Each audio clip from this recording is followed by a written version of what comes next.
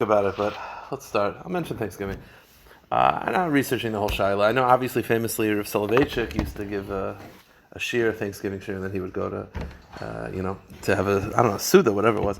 I'm sure people will comment and send me things that I'm misquoting it, but it was a famous thing that he gave a shiur on Thanksgiving. So I just will say this about the Shaila of Thanksgiving in general. Again, do your thing, but just as a quick background, the issue conceptually would be chukas akum, not to go in the chukas akum.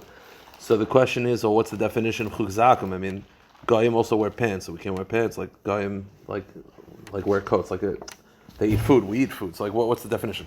So there's a sheet of the Ramah. The Ramah brings down opinion of the Marik that there's basically three definitions of chukasei leisei.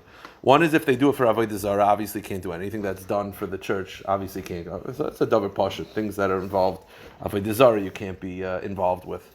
But Thanksgiving is not involved with the church. So in the beginning maybe, but not in the last 200 years. So the other two inyanim is things that are done for inappropriate reasons. Meaning, if there's a goyish rule on haga of goyim that's done purely to be promiscuous, that's obviously not allowed. That's not the case here. The only thing that it's a shaila is the last one. The Marik says that something that goyim do that have no tam, there's no reason for it. There's no reason, they just do it. No tam.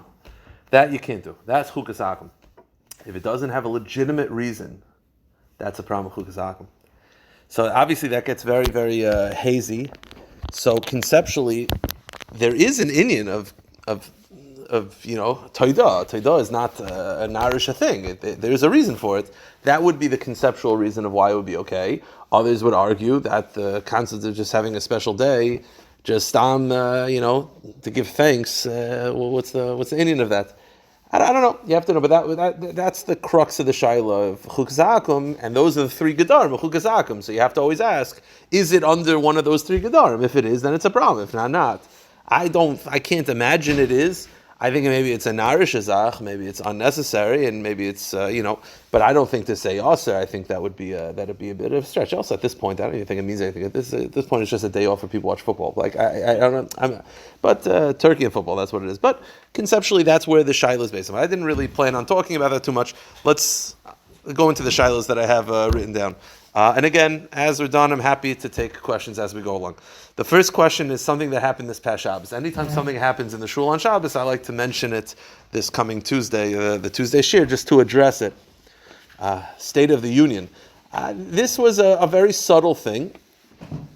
Someone got an aliyah this past Shabbos, and completely honest mistake. He made the first bracha before Krias Hatorah, instead of Asher Bachar Banu, he said Asher Nasan Lanu.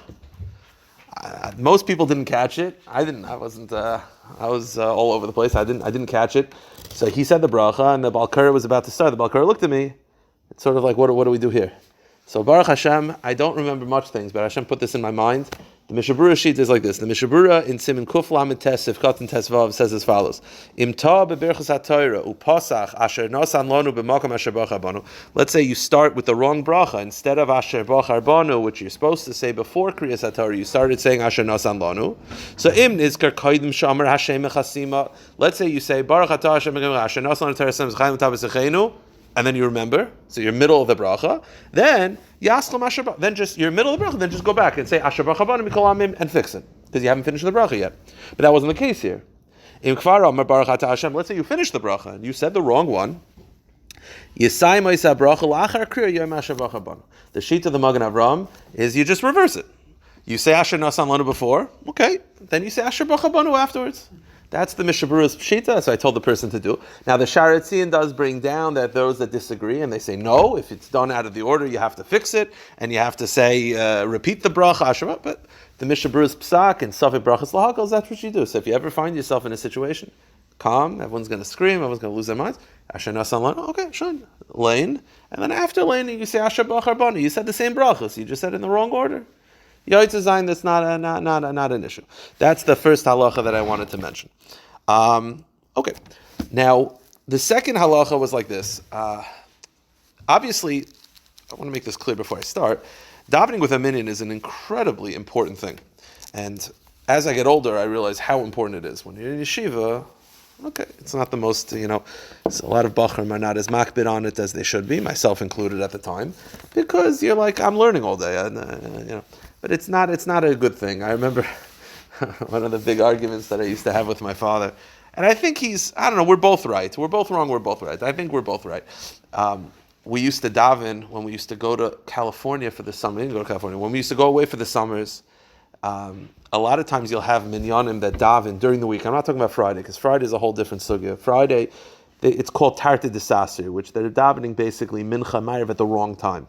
Mincha Ma'ariv cannot be davened at the same time, because Mincha means yesterday, Ma'ariv means tomorrow. There's got to be something in between. In between could be plag, could be shkia, could be tseis, but there's got to be something in between. Sunset, plag mincha, nightfall, there's got to be something separates. Let's say plag is 6:15. Shkia is 7:30. And in between 6:15 and 7:30, daven mincha ma'ariv, it doesn't work, because it's a contradiction. It's like, what is this time period? If this time period is yesterday, then mincha makes sense. But if it's ma'ariv, then it's tomorrow. It doesn't work. Now, the only time that people do it, including here during the summers, is Friday afternoon, Erev Shabbos. Now, I'll just tell you like this: the whole Erev Shabbos that we do 7 o'clock mincha ma'ariv. Now, I'm completely honest. People have asked me over the past, like, why are we allowed to do this? So, it's two answers. There is a shita of the Tevilas Keilim brought down in the Bir Halacha that he felt that Erev Shabbos you can do it, even though it's frowned upon in general, but Erev Shabbos, in order to bring Shabbos in early, no, it's not the end of the world. The real answer is that people won't come. When we started the Minyan in the old place, I remember I was very frum, and I said, we're not doing it. We're not doing it 7 o'clock. Most decisions in Hashivenu involve me getting very upset in the beginning, and then over time, my father's like, calm down, he has to calm down. So in the beginning, I said, we're not doing it, it's not allowed, we're not doing it 7 o'clock. So what happens during the summer? You're either going to do early Shabbos, I don't mean 7, I mean early or late. The problem is, early is like 6:15, late is like 8:20. So there was one week where we had 8 people. And that was Klal Yisrael's way of saying to me, this is not working. We're not coming to a 6:15, and we're not coming to an 8:15. We want a 7. So that's the hanhag of Klal Yisrael. But during Friday, at least you have the Tevilas Keilim to rely on. But during the week, it's a bit of a problem. So during the week, I don't know what people do. But I'll tell you, like, during the week, yeah. No, of course, but people won't come here. We're not Chabad here. But the point is, so during the week, though, it's a problem. So I was finding myself at a town where they just had a 7 o'clock throughout. So I told my father, I'm davening b'yechidus. The Mishabura says it's better to daven b'yechidus than to daven at the wrong time. My father did not like that. And I see where he's coming from. He's saying you can't live your life just not going to shul. Like, it's not a good approach. I think we're both right. I think that technically, on a technical reason, yes, you're supposed to daven b'yechidus, but it's not a good thing for you to not. It's like the Debbetzin Rav was asked to Shaila, are you allowed to not wear a yarmulke for your job? It's not applies anymore. And Baruch Hashem now, I would say, there's no more anti-Semitism, but that's not true. But conceptually, at least there was a period of time where you can get away with wearing a yarmulke. But the point is, the Shaila was asked, if let's say wearing a yarmulke means I won't get the job, am I allowed to take off my yarmulke? So the truth is, wearing a yarmulke is a minig. You're not obligated to lose your job to keep a minig.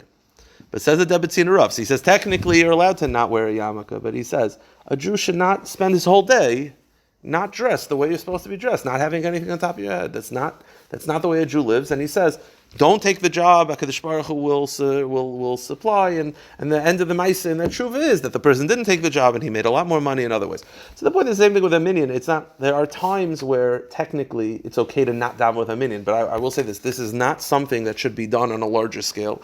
I was just telling someone last night that Rav Gamliel Rabbeinu, a big tzaddik. He's very into minyan. That's why minyan and kibbutz v'em.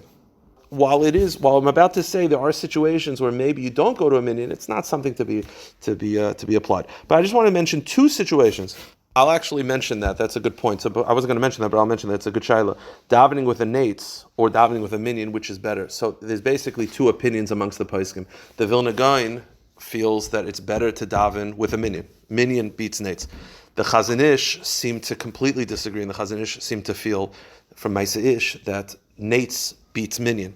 So the Mishabura's approach is sort of a middle ground, and that is, if you're a nates guy, let's say you're a guy that goes to nates all the time, or not even all the time, but there's, let's say, 1 month a year where you're a nates. So you go to nates, let's say, every day, and then one day you find yourself in a situation where there's no minyan for nates, then go to nates. But for a guy like me, I never go to nates. So if one day I happen to wake up at 5:30, whatever nates is, and I say, I'm going to have a nates without a minyan. So it depends. If you are a nates person, the Mishnah Berurah's opinion is that you should go to nates, and you at least could go to nates, and it might outweigh a minyan if you're someone who does consistently in that approach. But I want to mention two other halachas that I think people are not necessarily aware of, and that is, let's say you need the bathroom, but if you go to the bathroom, you'll miss the minyan. It happens all the time, especially with men with tefillin. You're like, I kind of need the bathroom, but if I go to the bathroom, I take off my tefillin, I'm going to miss a minyan. So a lot of times there's like a natural reaction to say, I'm just going to daven. I'll go to the afterwards. I'll go home. So this is the psak. This is from the Sefer Isha Yisrael. I think we learned this together recently. Daf Kuf Yud Aleph. He quotes, it's from the Mishnah Berurah Siman Tzavi Beis of Katan Hey. The Mishnah Berurah says like this: if you need the bathroom to such an extent that you can't wait 72 minutes, the halacha is that if a person needs the bathroom, when I say the bathroom, I mean gedolim, sitting down gedolim. If you need ketanim is a machlekes, but I'm just going to go lukuli amos gedolim. You need the bathroom, your stomach's bothering you. If you cannot wait 72 minutes and you daven, you're not yoitza. That's called Tevilas Keilim. So let's say your mamish stomach's bothering you. Like, listen, I have about a half hour. I cannot wait 72 minutes, and you quickly daven. You're not yoitza your tefillah. So that's a davar poshut not to daven in such a situation. But let's say you find yourself where you could wait an hour. But I need the bathroom. I feel like I need the bathroom back. I could wait. It's not, if I was stuck on the highway, I'd be fine. The Mishnah Berurah says it is better to daven b'yechidus, meaning go to the bathroom, make sure that your body is a guf naki legamri, that you could talk to Hashem. Kol atzmoisai tamarna Hashem mikamoicha. All my organs praise you, even internally. There's no waste. I am clean. It's better to do that, even if it means missing minyan. That's the psak of the Mishnah Berurah. There's one other situation that I would also advise. This is for the men. This happens a lot. You'll come to shul, and you realize, I left my tefillin at home. So you have two choices. You could either just daven without your tefillin, and then after davening, someone will let you put it on. Or you go to your shtabach, and you sit there. They'll finish their Shemona Esrei, then they'll give you your tefillin, their tefillin to borrow, and you daven Shemona Esrei with tefillin. So you have Shemona Esrei with tefillin, but no minyan, or daven with a minyan, but no tefillin. So the Mishnah Berurah in Siman Samech Vav Sivkot and Mem brings down from the Magen Avraham, it is better to daven b'yechidus. Saying Shema and Shemona Esrei without tefillin, Shemona Esrei not as much, but Shema is meirei d'sheka ba'atzmai. You're saying Hayul Taitafais bein enecha. You're talking about the importance of wearing tefillin. You're not wearing it. It's considered a contradictory act. Therefore, it is better to wear tefillin for Shema and Shemona Esrei, even if it means missing the minyan. So if you find yourself, if you go to shul, a lot of times you have this, and I never like to tell people what to do at the time, but just know, you go to shul and you don't have tefillin, don't just daven Shemona Esrei and then put tefillin on afterwards, like, just quickly say Shema. That's not the approach. You go to your shtabach, finish your shtabach, and sit there. That way also, because if you wait to the beginning, it's just a balagan. Go to your shtabach and sit there. And someone, when they're done Shemona Esrei, they'll give you their tefillin, and then you'll daven with tefillin on. And yeah, you probably will not be davening with a minyan, because by the time you get up to them, they'll be way gone. Okay. But Shain, that's a second example where it is better to daven b'yechidus with tefillin than without tefillin. Okay, so I want to clarify one point, because I talked about this Friday night, and then it's led to a question, and I just wanted to touch on this a little bit. So I mentioned Friday night that one of the tefillas, it's a very beautiful tefillah that we say on Erev Rosh Chodesh, not Erev Rosh Chodesh, on the Shabbos preceding Rosh Chodesh, is the Yehi Ratzon. So the issue with that Yehi Ratzon is a couple things. The Yehi Ratzon that we say, Shet Chadashos, Tevilas Brachos, Chaim Aruchim, Chaim Shel Shalom, Chaim Shel Bracha, Chaim Shel Teva. It's a very beautiful tefillah. There's two issues. One, it's filled with personal requests on Shabbos, which, as we'll talk about in a second, you're not supposed to make personal requests on Shabbos, which I'll explain why and when it's permitted. Secondly, at the end of the tefillah, it says, B'schus tefillas Rav/Rabim, Amen Sela. And there's always a confusion, what do? Do you just say Rav? Do you just say Rabim? Do you say both? Which I was told, someone told me Rabbi Obam says both. I don't know, that someone told me. He says Rabim. Someone told me he says both. Kamarna says both. Saying both is a little funny. If that's your Messiah, that's one thing. But like Pashas, I wouldn't say both. He says Rabim. Okay, so let's clarify that. And then some just don't say anything. Just skip that whole little bracket. So let me just explain. So the Sefer Sharim B'Siyanav Halacha says you should say Rav. Why? Because he says the tefillah of the Yehi Ratzon was actually authored by Rav Rav the Amora. Rav used to say it every day at the end of his Shmon Esrei. The Gemara in Brachos Daf Tezayin lists the personal tefillas at the end of their Shmon Esreis of every Amora that they would say every day during the weekday. Rav said that tefillah at the end of every Shmon Esrei. That was the ending of his Shmon Esrei. So what you're saying is B'schus Tevilas Rav, the tefillah of Rav, Amen Selah. And the Shar Minyan Halacha says that the Rabbim he feels is an error. Why? Because he says what originally was is B'schus Tevilas Rav the Amora. The printer didn't know who Rav was. He thought it was the rabbi of the shul, and he was like, why would I give a blessing to the rabbi? Give a blessing to the congregation, Rabbim, and he changed it. That was his theory. So the truth is, the Sefer Divrei Torah, which is the Munkacher, he quotes from the Bnei Yisachar, Maggid Taluma, he actually feels that the whole thing is B'schus Tevilas Rav. He actually feels the entire thing is a mistake. He thinks that it was actually a printer's error. It was originally Beis Taf Resh, and it was Brachos Tevilas Rav. It was just like a maramakom. It was just a source. Just for the printer to know where it is, it was Brachos, Maseches Brachos, Tevilas Rav. The printer didn't know this. He thought it was Beis Taf Resh, B'schus Tevilas Rav. That's the Munkacher said, the Bnei Yisachar. But the Munkacher feels that it actually makes sense to say B'schus Tevilas Rav, and he says this is why. I said before that it's a bit of a problem. How are you allowed to say this tefillah? It's personal bakashas on Shabbos. We do not make personal bakashas on Shabbos, as I'll explain in a moment why. So how are you allowed to say that tefillah? So short answer, simple answer is I don't say that tefillah personally. Chabad doesn't say it. The Baal Tanya was again saying it. I believe the Gra didn't say it either. I don't know about Sfardim. What are we talking about? Different version. Okay. So I want to make this clear because we spoke about this afterwards. Chabad says the rest. Misha Asa Nisim Lavoseinu. They say the Molid. They say what their Rosh Chodesh is. Their Yichat Sheyu was super short. It's cut out half of it. They cut out all the personal requests of Yichat Sheyu. It's just like Yichat Sheyu Kadosh Baruch Hu, like Amen Salah. like it's very, very short. Nusach Hashas takes it all out? Oh, hilarious. Okay, so so they take out B'schus Tevilas Rav, Rabbim, they never say?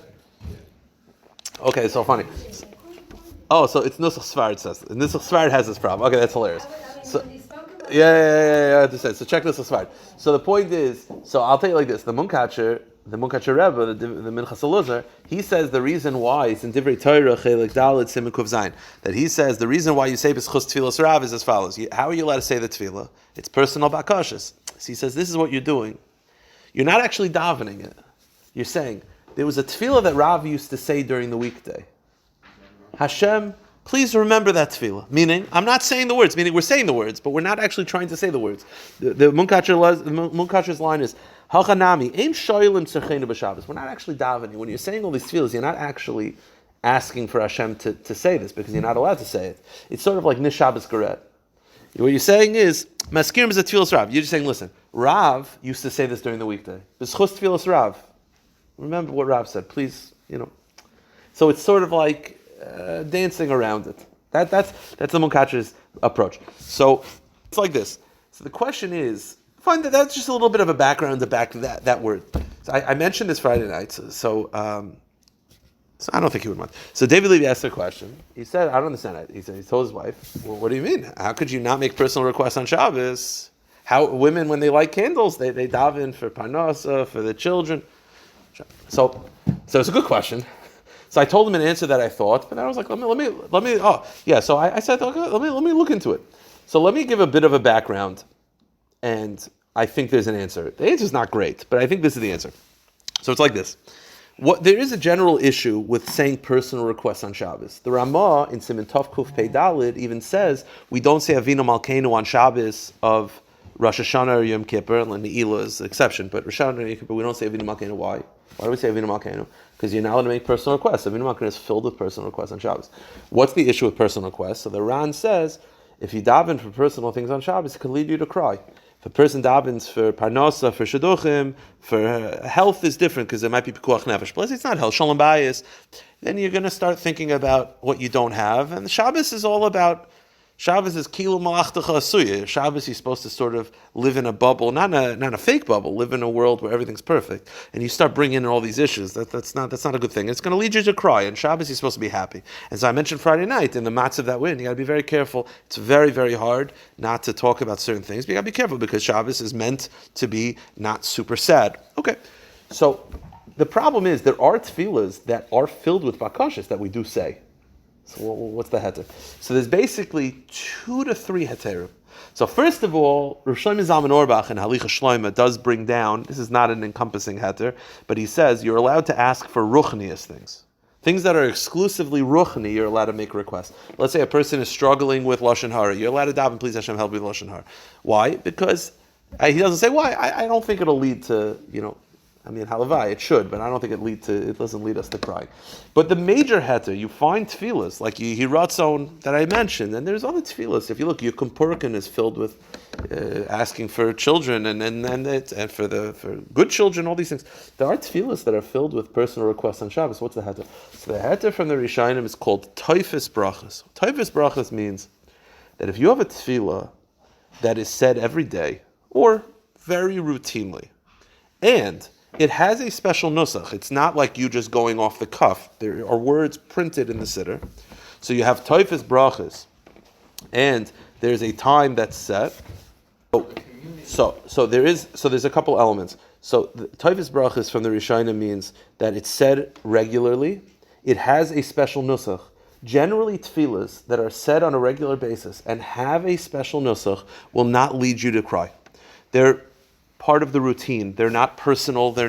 And especially if they're about Klal Yisrael, those tefillas will not move you to tears. And therefore, the whole concern was that it leads you to tsar, to lead you to crying. These type of tefillas will not do that. The Yiratzon is said every Erev Rosh Chodesh. It has a special nusach. It shouldn't, again, it's probably not going to lead you to cry. That would be one heter. But what's the heter for women to light candles Erev Shabbos? So the possible heter would be as follows. Now, it's not a full heter, but the possible heter would be as follows. The Pais can bring down, and the Piskei Teshuvos brings it down in Siman Kuf Peichas. If you look, he has a whole list and also he has a section in Tchinas and Shabbos and Hilchos Shabbos. The Pais can say that when it's before Shabbos, when it's not Shkia, but before sunset, you're allowed to make personal requests on Shabbos. Even if it's a time period where you've brought in Shabbos, it's not really Shabbos yet.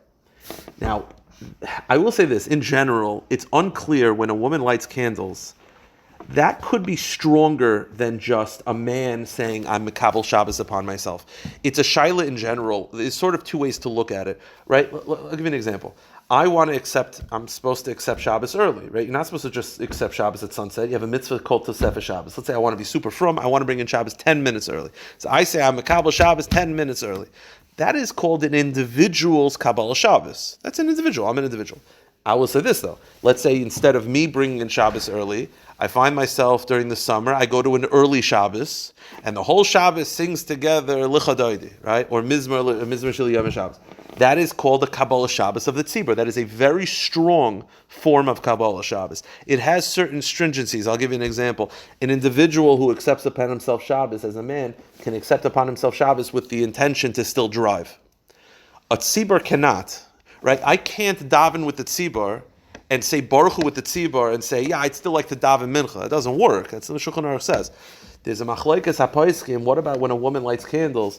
Can she still drive afterwards? Now, I'm not getting involved in those halachos right now, but what that shaila is based on, it's a shaila in the Rishonim. The shaila is based on is how do you look at a woman lighting candles? Because it's an interesting way to look at it. You could look at it as she's an individual woman lighting candles. That's an individual Kabbalah Shabbos. Or you could look at it on like a bird's eye view. All the women in the community are being Mekabel Shabbos individually at the same time through Halachos Deris. It's a tzibur of women being Mekabel Shabbos.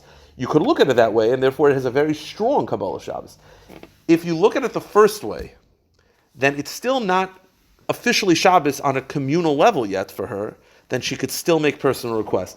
If it's communal, it's a little bit harder to rationalize it, but that's what I would assume. So because this whole thing is derabanan, you could assume that when a woman lights candles, it's not yet Shabbos, it's not sunset yet, and therefore she could still make personal requests. That's what I believe would be the heter for that. But just in general, the main point of this is just to know in general, Shabbos, you have to know how to daven and what to daven. You can't just daven. You have to. Again, it's all part of this serenity element that the Chazal wanted. That's called Tishbais. The Chazal, really the Torah. The Torah wanted you to have a certain seviva of Shabbos. That's why, like, there's a Chassam Sofer. The Chassam Sofer was once asked, "What's the Isser?" He wasn't talking about planes because they didn't have planes then, but they had trains. What's the issue of me just being on a train the whole Shabbos? And back then, trains were not like they are now. They were like very bumpy, whatever. I want to ride a bike on Shabbos or on a plane on Shabbos. So Chassam Sofer says there's a concept called Tishbos. Meaning, even if I don't do any of the 39 malachos, 39 malachos are specific things. But Tishbos means you're supposed to have a certain serenity to Shabbos. There's a certain overall energy, physically, emotionally, spiritually, that Chazal wanted, and you don't have that when you're sitting on a train. You don't have that when you're riding on a bike. In a plane also, you don't have that. It's a different. So I would say the same thing also for davening. You just have to know. Again, you have to know how to daven. I want to run through some halachas about a topic that you don't necessarily think about until you're in it, and then you really should know. Baruch Hashem, we've had a couple Sheva Brachos recently. So I was by Ari Sheva Brachos, and the question came up, Panim Chadashos. I just want to run through some of the concepts of Panim Chadashos. You'll know it in the back of your head, just to realize what the story is. Now, Panim Chadashos means, and I'll talk about part of the wedding. Panim Chadashos means basically people that were not at the wedding meal. In order to make Sheva Brachos, you need Panim Chadashos. If you do not have Panim Chadashos, and I'll explain all the details, but if you don't have Panim Chadashos, you have 10 people that were there at the whole wedding, the whole time, you cannot make Sheva Brachos. So what do? You bench. Instead of 7, a person says, Baruch atah asher bacha asher bara sasam v'simcha, the last one where everyone sings together. That's the only one you say. And Baruch Pir Gafim. That's it. You don't say the other 6. You say 1 out of 7. There's no Sheva Brachos. You say the special beginning? Devai Haser? Yeah, that you could say. It's a minute. The point is, you just say asher bara sasam v'simcha, and Baruch Pir Gafim. That's it. I know it's because I had a Sheva Brachos once where we couldn't get Panim Chadashos. Now, this only happens Friday night. Because during the week you'll just call somebody. You'll call somebody, say, hey, come over. But it was Friday night. It was a winter. By the time we were ready to bench, it was come out midnight because everyone was the chas and kal didn't show up for like 2 hours. It was come out midnight. I went in the street. I couldn't knock on my neighbor's doors at midnight on a Friday night. There was not one soul on the street for a half hour. So I came inside and I told the chas and kal, I said, listen, we have a schus. We get to fulfill a halacha that you don't see very often. And that is what to do when there's no Panim Chadashos. And we just said the last bracha, and that's it. So that's the concept. It's a very important halacha, obviously, to give. So I just want to run through 5 or 6 concepts about Panim Chadashos. First of all, Svardim, the Ben Ish Chai says that you should try to have 2 Panim Chadashos, Panim, plural. We Ashkenazim are only makbid 1. Svardim try at least to have 2, ideally. Now, what's the definition of Panim Chadashos? This is getting you a little in trouble. What if you just went to the chuppah and left? Right. So now Ashkenazim, by the way, I've learned this over time. There's a lady in the neighborhood. She's probably not going to listen to this. If she does, she knows who she is. She's Georgian. So she called me and she had a certain shaila that she had a certain relative that the marriage was not a good marriage, whatever it was. I don't know if it was an intermarriage, but it was not a marriage kedas ma'ashav Yisrael. So she asked me if she allowed to go. So I said, just go to the badek and wish mazel tov and leave. She was shocked. She was like, if I don't stay the whole time, it's kilo I didn't go. So I was like, that's the difference. I said, I can go to my cousin's wedding, just wish mazel and leave. He's not going to notice. But so let's say you went to the chuppah and then you booked after the chuppah. The halacha is you could still be Panim Chadashos.